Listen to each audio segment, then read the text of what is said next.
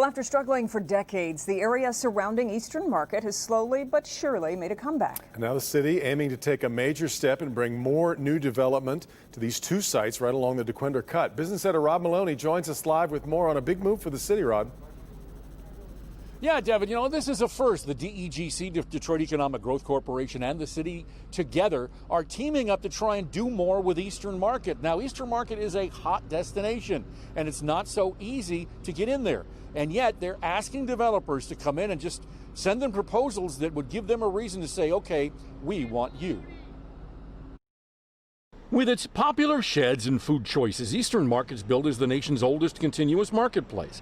Now it's a trendy place to live and work, and the city wants developers to knock their socks off with great new plans. City of Detroit owns the first vacant parcel at 1923 Division. It's bordered by the DeQuinder Cut Greenway on the south, Alfred Street on the north, St. Alban on the east, and Division on the south. City plans to make it a more livable neighborhood by asking developers to build a 20 to 30 unit housing development here.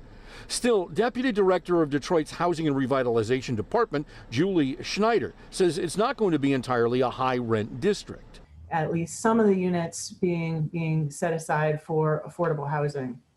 In Eastern Market, as we've seen rents increase in recent years, it's very important that this development be inclusive of that. Just steps away is a DEGC-owned 3.5-acre parcel at 1540 Wilkins. It sits at the southeast corner of Riopelle in the north and Orleans to the south in the heart of Eastern Market. Here they want to see a 4-story building with a multi-story parking deck. We hope to see proposals for food manufacturing, distribution, right along the lines of so many of the other activities that we currently see in Eastern Market.